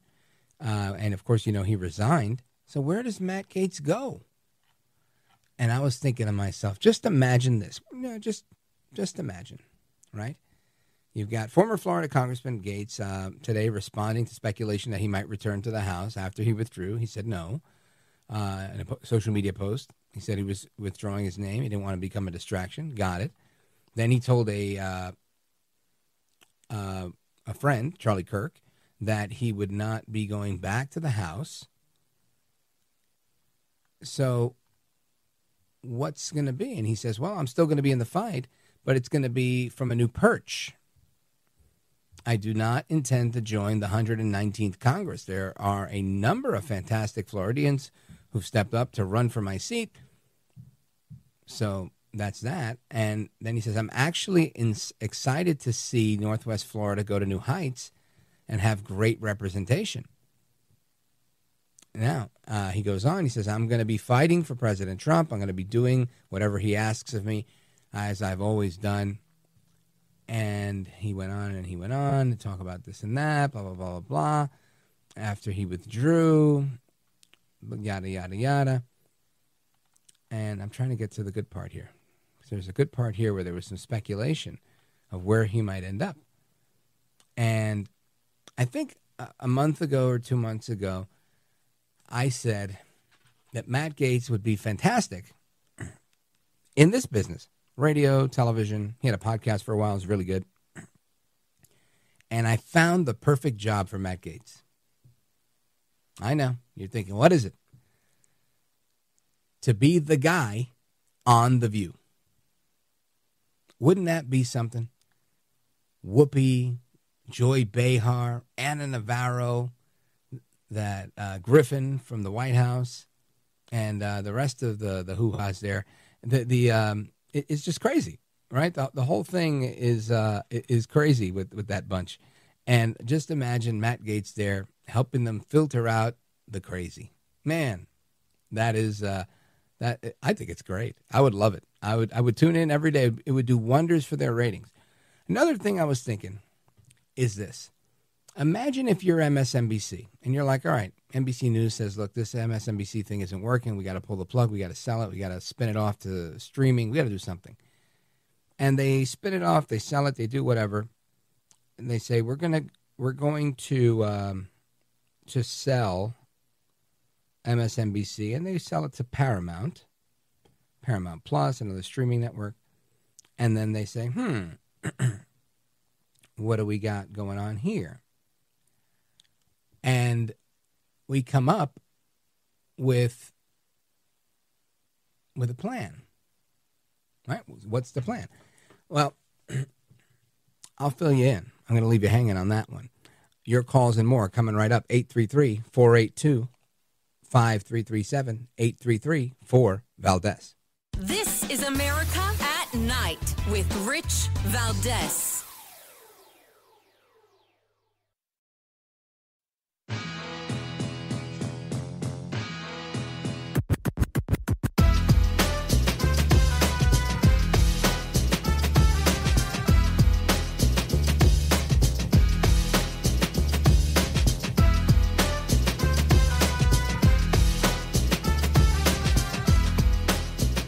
Now, 833-4-VALDEZ. That's 833-482-5337. 833-4-VALDEZ. That's Valdez with an S.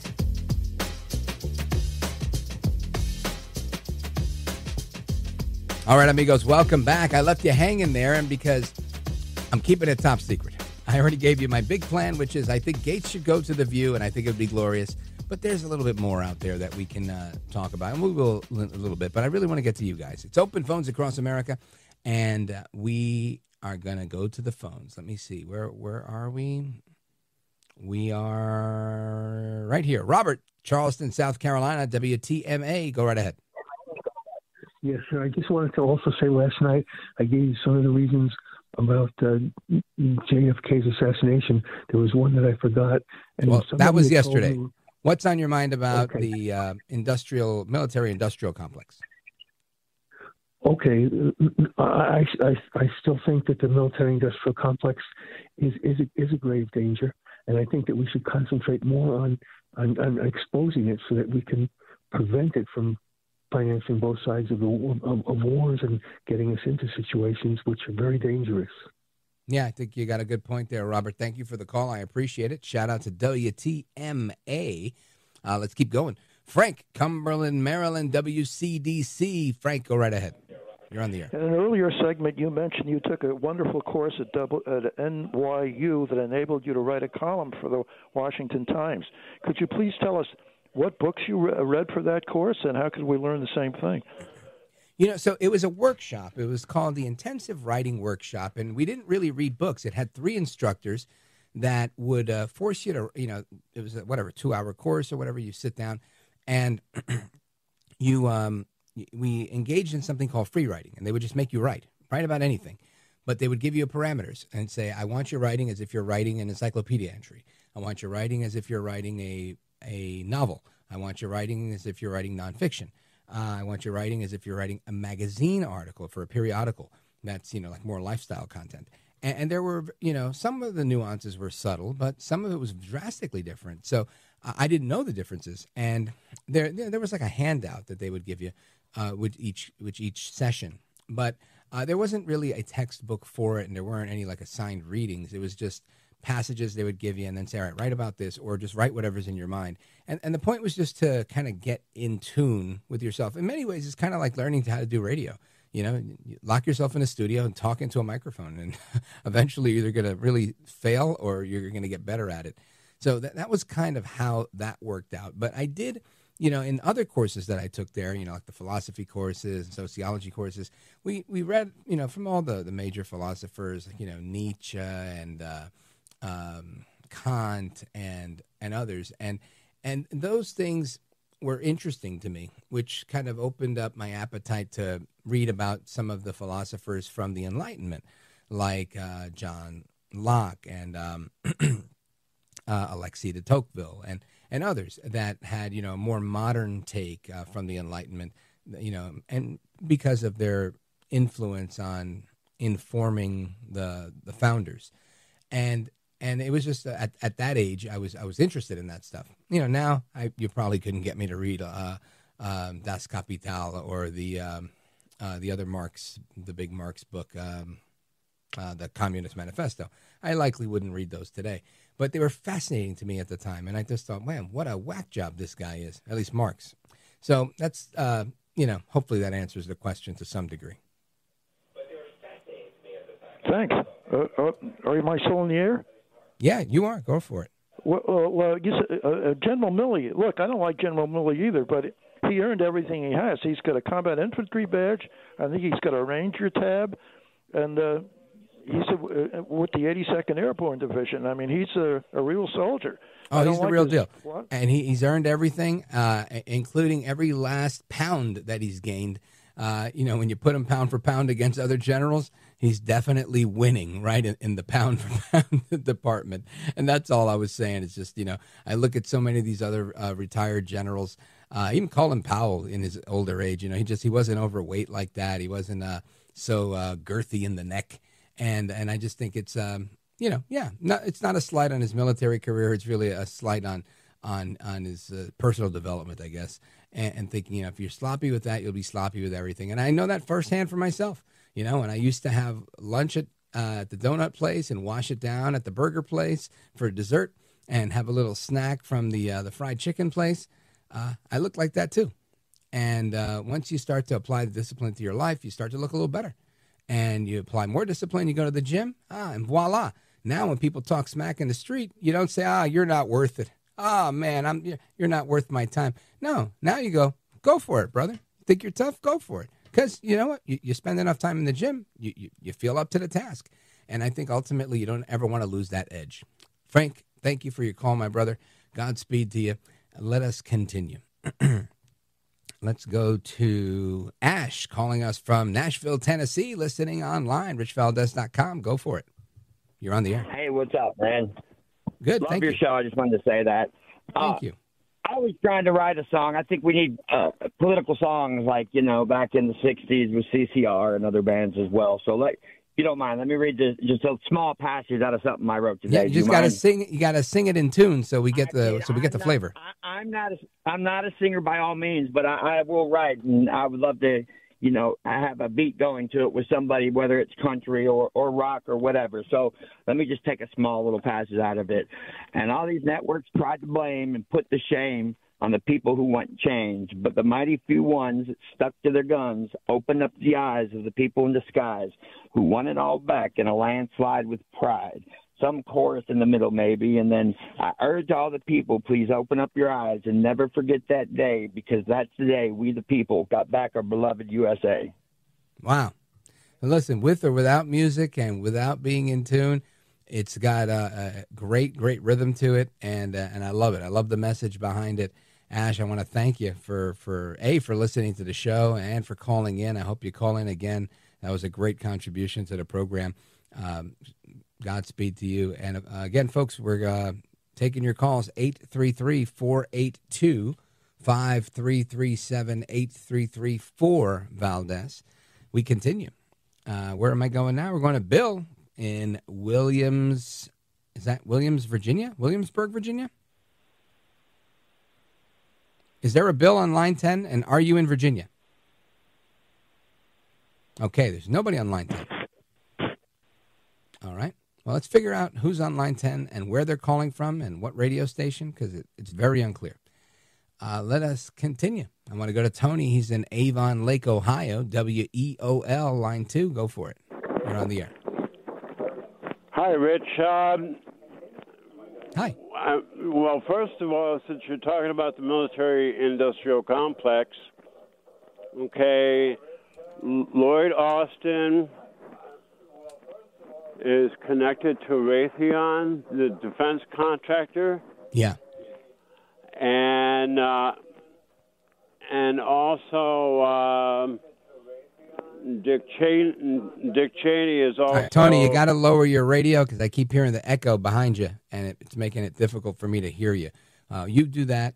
Can you put it down real quick? All right, let's put Tony on hold until we can figure out how to turn off his radio. And let's go to Will. Will's in Chicago, Illinois, WLS. Go for it, Will. Hey, Rich. All right. So an idea for Matt Gaetz, since he withdrew from the AG, and say DeSantis doesn't appoint him to this Rubio spot. If Rubio gets confirmed, would he be able to be special prosecutor if Bondi got in, special prosecutor to go after Biden with all the information they got from the laptop. Yeah, listen, I'm sure that they could. I think the idea, though, is to not go after Biden at this point. I think you want to go after, and maybe they will, who knows? But I think you got to go after the people that you have to go after at this point. And Biden's an old man. It's on his way out. And look, President Trump is a straight shooter. He campaigned and campaigned and campaigned, and thousands, tens of thousands of people in arena across arena, all over the country chanted, "Lock her up, lock her up." And they had a genuine desire to see Hillary Clinton put in jail. And ultimately, when asked, why didn't you take any action on that, President Trump said, I thought it would be a very bad look to have a former first lady, put in jail. It makes America look bad. And if he felt like that about Hillary Clinton with her servers and all of that, imagine how he's going to feel about Joe Biden, who is an octogenarian, who is literally pooped his pants on live TV, who's lost. You could see that he had so much pity for Joe Biden when he debated him. And he said, I honestly have no clue what he said. Right? If you remember that clip, it was funny, but it was sad. And so I, for one, from what I know of Trump, I can tell you he's not doing anything to Joe Biden. Right? If he was planning on it, he wouldn't have been so gracious in that meeting they had, or he wouldn't have showed up at that meeting. I think Trump's goal is to do one thing, make America great again. And I don't think that has to do with putting Biden in jail or Hunter or anything like that. I think it has everything to do with making sure we make money, making sure our currency is stable, making sure that somebody, when I was a little kid, I met people, my parents had friends, and these people would make whatever they made in a year.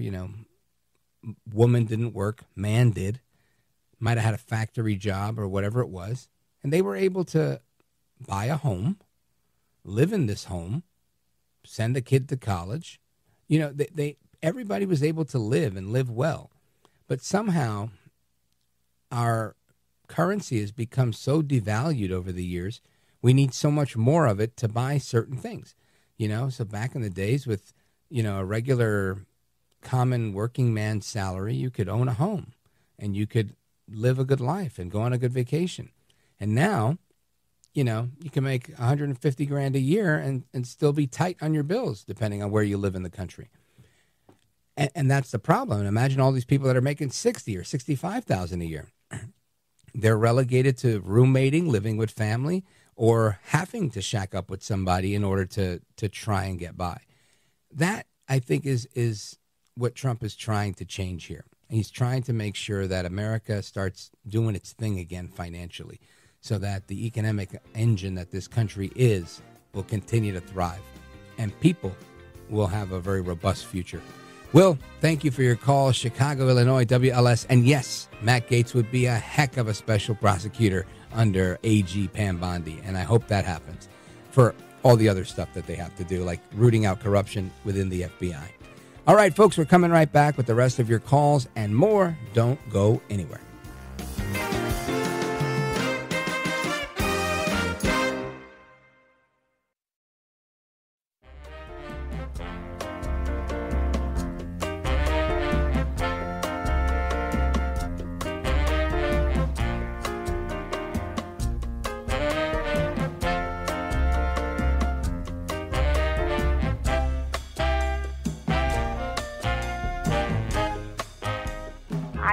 Love your show, everything you do. So what an honor, really, to join you and your listeners tonight. America at Night with Rich Valdez. Call now, 833-4-VALDEZ. That's 833-482-5337. 833-4-VALDEZ. That's Valdez with an S. There's a new study suggesting scientists may have identified a new and possibly concerning chemical that is found in the drinking water of millions of Americans. It's called chloronitromide anion, and the study authors say it's a byproduct of chloramine, a chemical used by many public water systems to purify our water. Scientists were aware of this chemical for more than 40 years, but were only able to identify it recently thanks to improved analysis techniques. According to this study, roughly 113 million people drink tap water that exposes them to this specific chemical. And the study authors do not know if this byproduct is harmful to human health. However, they say it does have properties that are similar to other chemicals that are toxic enough for the government to regulate them. Well, I guess there's something in the water in Connecticut and in Washington, D.C. at the National Institutes of Health, because these people are out of their minds. They're talking about not chemicals in water, but chemicals and sex. Yep. Listen to this. If you haven't heard this, this is nuts. Looking at a piece in the Daily Caller today in the health section. Biden-Harris administration dumps millions into developing drug-fueled gay sex app. The context of chemsex. That's what this process is called, chemsex. Listen to this. The Biden-Harris administration is spending millions funding a project to advise homosexual men on how to more safely engage in drug-fueled intercourse. Yep, not a typo. The University of Connecticut in July announced a 5-year, $3.4 million grant from the U.S. National Institute of Health, the NIH, for Assistant Professor Roman Shrestha to develop his app, JomCare.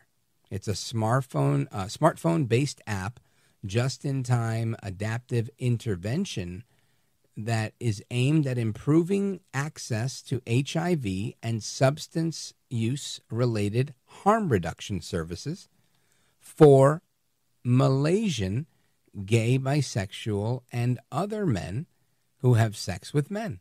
Just so you know, that's an acronym, GBMSM. I gave you the definition, but had I not, you would have had to guess what GBMSM means.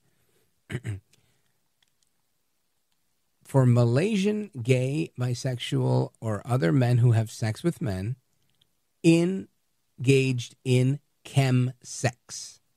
That's what this is called. Chemsex, according to the Northern Irish LGBTQ plus nonprofit, the Rainbow Project, is the involvement of drug use in one's sex life and typically involves methamphetamine, crystal meth, methadone, meth, and GHB and GBL, G. Examples of the app's use and the cases that are include providing a user who has reported injecting drugs with prompts about ordering an at-home HIV test kit and employing safe drug injection practices.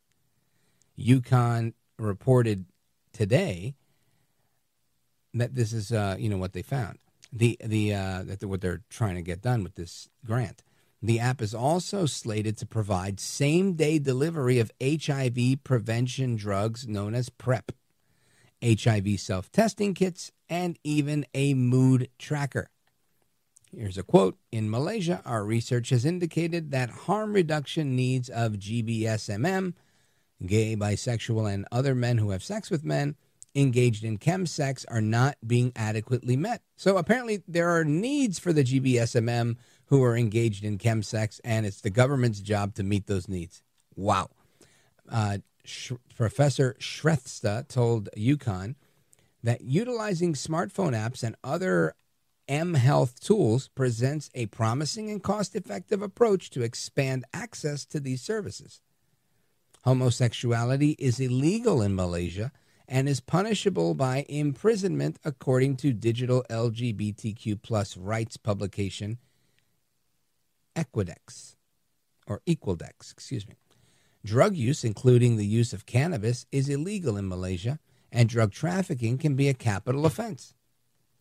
I would love to know, instead of spending millions of dollars trying to help the gay men in Malaysia get high with one another and recorded on this app and ordered testing kits for HIV, I'm curious to know if we could compare the health issues that are a result of this lifestyle with Malaysia and the United States per capita, right? Just to keep it fair. I'm wondering if they're dealing with monkeypox at the rate we're dealing with monkeypox, or HIV, or syphilis, or herpes, or any of the other things that are prevalent in the LGBTQ, MGMSB, whatever that other, GBMSM community in Malaysia. I'm wondering. And how it compares to the same community in the United States. And if we have a problem with that here, and I would venture to say, I bet you our problem is way worse than theirs. Why? Because it's not a capital offense to get high here. It's a capital offense there. So what does that tell you? People are going to do it anyway, but they're going to do it less. Who wants to die because they got high? People do it here because they're like, oh, I get high, you get in trouble, you go to rehab, you're good. I mean, shoot, the current president of the United States had a son that was getting high. What more can we say? And we celebrated this and covered up his laptop story. Anyway, the National Institutes of Health dispersed $773,000 to Professor Shrestha back in July for a 90-day trial of testing the efficacy of his app, JomCare, amongst 482 chemsex-involved Malaysian gays. Isn't that something? And they continue to offer more money and more research on this. Ladies and gentlemen, this is what your tax dollars are doing. Thank you, Joe Biden. Thank you, Que Malaires. Your calls and your thoughts on everything from Joe Biden to Hunter Biden to Joy Reid to just about anything else that's out there. If we talked about it, or even if we didn't, it's on you. Not quite Malaysia, but Manila, Philippines. A lot closer than we are. Let's go to Gil. Your thoughts? I don't think about engaging in sexual relations with other men. Well, this isn't about that. This is about doing that while you're high. Thank you very much. I don't do that either. No, I've never had. I just don't have the bodily need. Some people do. I just don't have the bodily need for it. But I had two quick comments, because I know you have other callers. Sure. Several months ago, I told you about something called the Bradley effect and why you could not rely on the election polls because of Kamala Harris's ethnicity. Mm-hmm. I don't know if you recall that or not. I don't, honestly, but we've had so many good conversations. What's the takeaway here? Okay, well, Bradley was the mayor of Los Angeles, and he ran for governor twice. And both times the polls showed him way ahead, and he was beaten. Oh, I do remember you telling me. Yeah, go ahead. It's called the Bradley effect because he's African American. That's what they attributed it to at the time. This is back in the 1980s. Well, of course, now we had Kamala Harris, as you call her, who's also black, and it apparently skewed the opinion polls in her race also, because if you remember, when she first entered the race, she was 5 or 6 points ahead of Donald Trump. And then the race tightened up to a tie, and then Trump beats her in a landslide. Another race like that was Ted Cruz. Ted Cruz's opponent was an African-American congressman from Texas, and the polls showed them neck and neck, and Ted Cruz beat him by 10 points. So there is something called the Bradley effect. And yeah, I remember you mentioning that, and it's interesting to see how it played out, because I didn't think of that. I really just kind of chalked it up to these people that do these polls are fake, phony, and fraud, because every time I spoke with the two pollsters that I spoke with, which were Robert Cahaley from the Trafalgar Group and John McLaughlin from McLaughlin Associates, both of them were pretty sober in their, when it was tight. They said it was tight, but they toward the end, Haley said, "Look, if we have the election today, I think Biden wins it." But Trump made a big resurgence after that, and McLaughlin, he nailed it. He always said we're up. He said in New Jersey we're up by 6 or 7 points. Well, guess what? I think we lost New Jersey by 5 or 7 or something like that. It was on the money, right? If you're gonna put money on the line, you want to use John McLaughlin to handicap your deal because his numbers are always spot on. They really are. So anyway, Gil, I think you're right, and thank you for bringing that up. I do remember that. I always appreciate hearing from you. Big shout out to Gil in Manila, Philippines, streaming the show online all the way from the Pacific. Thank you, brother. And we're going to take a pause right here. We're going to come right back. The rest of your calls and more. Don't go anywhere. This is America at Night with Rich Valdez.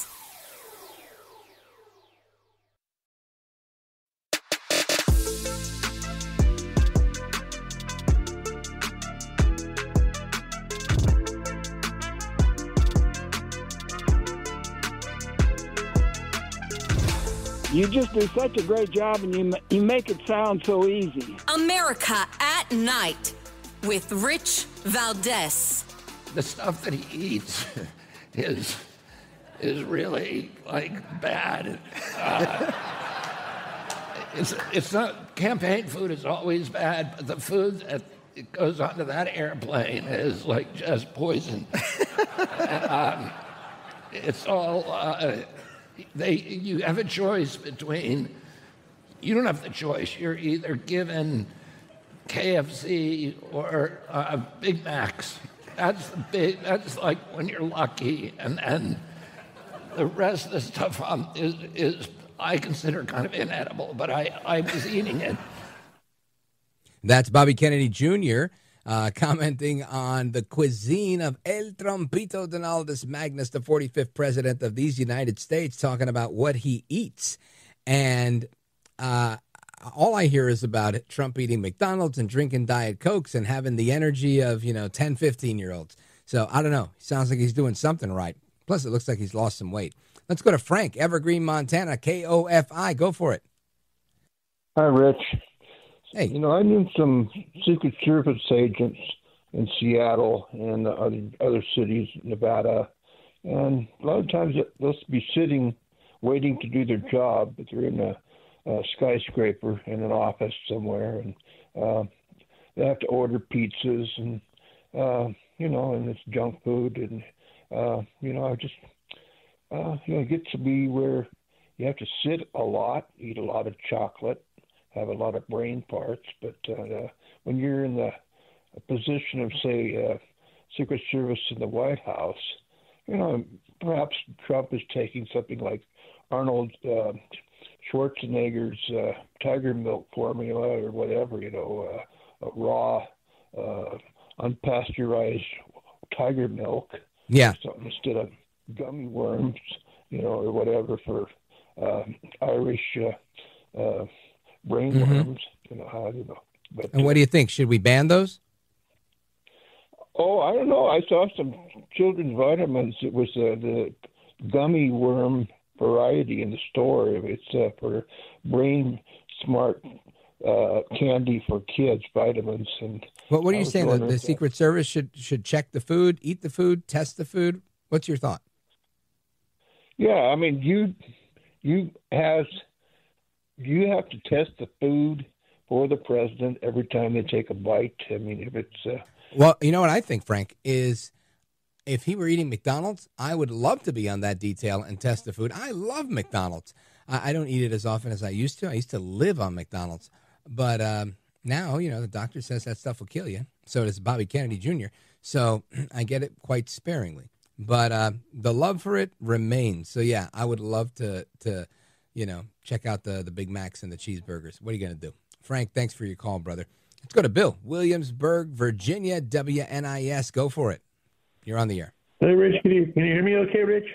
The whole world hears you. Go for it. Well, yikes, that's a lot of pressure. Hey, this is Revelation in the Bible, I believe, Rich, and Jesus says there'd be a test and to test the whole world, and he'll spare the we have the rapture to keep us out of the Great Tribulation. I believe the last 3.5 years of the Great Tribulation, but we have one side that said right in the rally when someone yelled out Jesus is Lord or Jesus is King, whatever comment was about Jesus, they said, she said, well, you're at the wrong rally. Now there's nothing more clear cut with Christmas coming up and Thanksgiving and thanking the Lord for all we have and the saving of the ex-president now with the turning of his head and all that. There's nothing more clear cut than who God supports. What and where we are now, because God's even involved to save our candidate, because it takes God to bless our country, not Trump. It takes God to bless our country through Trump, but it takes God to be over everything to do the blessing. Yeah, and Bill, what's interesting here is I think Trump is in agreement with you, right? Trump's the first one to say it's the hand of God that allowed him to live that assassination attempt, and I believe that one wholeheartedly. I mean, I think we all saw that. Those are big bullets. If you've ever shot an AR-15, that's what they claim the shooter had. They have a little kick to them, but it's a large round, the .223, right? And this is I think a headshot. I mean, had he not turned his head, I would have went through his eyeball or something like that. I don't think you survived something like that. So, without question, the hand of God is why Trump is alive, and grateful for his grace. I appreciate it, Bill. Thanks for the call, brother. Shout out to everybody on WNIS, and good Thanksgiving and holidays to you and your family as well.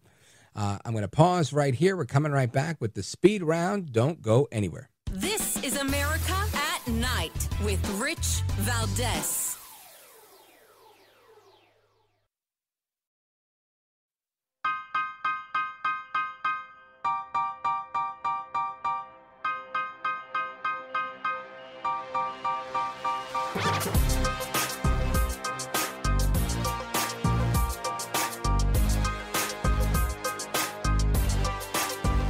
All right, we go to KAPE Radio, Cape Girardeau, Missouri. Let's go to James. Go for it. Quickly. Speed round. Yeah, I had a comment on that Malaysia sex money. That's exactly one reason why we need Doge in there, to get rid of all these stupid projects and all this stupid spending we're doing. 100%. I mean, can you imagine that we're funding an app for gay men in Malaysia? I mean, how crazy does it get, James? Exactly. I mean, how many stupid projects are there? How much money can we get back? Yeah, after a while, you start to think, is there really an app, or is this just like a money laundering scheme, right? Are we just saying, all right, here, take a few bucks, make your app. If they ask, you were making an app. But otherwise, cut me a check once you cashed it and, slide me a bag with cash. I think that's what they all do, honestly. I think they've been grifting this government for a long time because the government has nothing. What they're really doing is they're grifting you and me. James, thanks for the call, brother. I appreciate it. Nick, Chicago, Illinois, WLS. Go right ahead, my man. You're on the air. Right. Thank you. I was going to say about Ukraine that it's more important that people realize, I've said this before, but people got to realize that Putin, if he can take all of Ukraine, and if not this guy, then the next Putin will try to do that, because then he'd be up against the 4 NATO countries that border Ukraine. And then who is part of NATO? America. And so we got to be supportive of Ukraine. And thank you, and a nice show. Bye. Thank you. That was great. One of the best calls ever. Said everything. He was polite, and he got out on time. Look at that. Let me see. Where do we go? We go to Paul, Boise, Idaho, KBFI. Quickly. Yes, I think Marshawn did Trump actually a favor in the long run. And I remember the man that lit himself on fire outside the courthouse. All right. And you know what? I got to stop you there because the music's playing. But, Paul, you're right. Marshawn, the judge, hopefully will do the right thing here and dismiss this thing. Anyway, hasta la próxima. Take care. Good night. And God bless you, America. I am Rich Valdez.